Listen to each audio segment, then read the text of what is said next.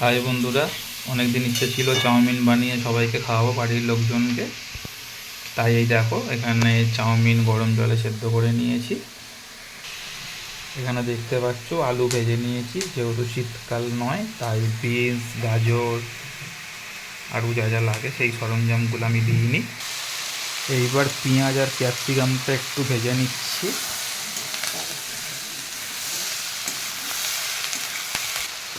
তার মধ্যে একটু নুন দিলাম আর একটু মিষ্টি দিলাম, একটু লঙ্কার গুঁড়ো দিলাম। যেহেতু চাউমিনটা চিকেন দিয়ে বানাবো তাই তোমরা দেখতেই পাচ্ছ এখানে আদা রসুনের একটু বাটা দিলাম। তার মধ্যে একটু কাঁচা লঙ্কা বাটাও কেটে কেটে দিচ্ছি। এর মধ্যে কী কী লাগছে তোমরা একটু দেখে নাও। চিকেন দিয়ে বানাবো।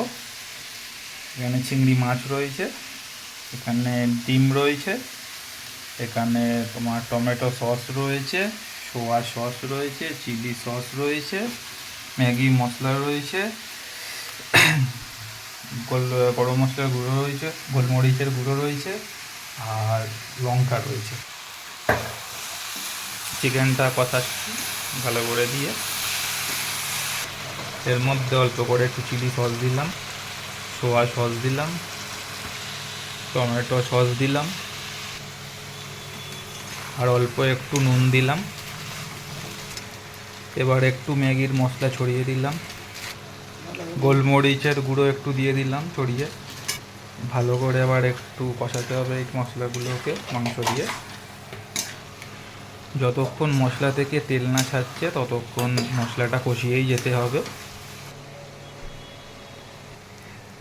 চাউমিনটা দিলাম কড়াইতে, এর মধ্যে একটু আলু ভাজাটা দিলাম। চাউমিনটা একটু হালকা হালকা করে ভেজে নিতে হবে। এবার কষিয়ে রাখা মশলাটা ছড়িয়ে দিচ্ছি, দিয়ে ভালো করে নাড়াতে হবে।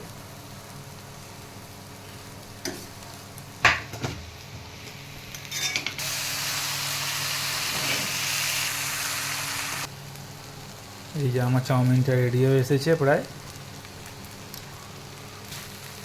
অল্প করে একটু আজিনামোটো দিলাম, শসা পেঁয়াজ দিয়ে, আর যারা সস ভালোবাসো খেতে তারা সস দিয়ে খেতে পারো। আজকেই এই পর্যন্তই থাকলো। নেক্সট ভিডিওতে তোমাদের সাথে দেখা হবে। গুড নাইট, ভালো থেকো তোমরা।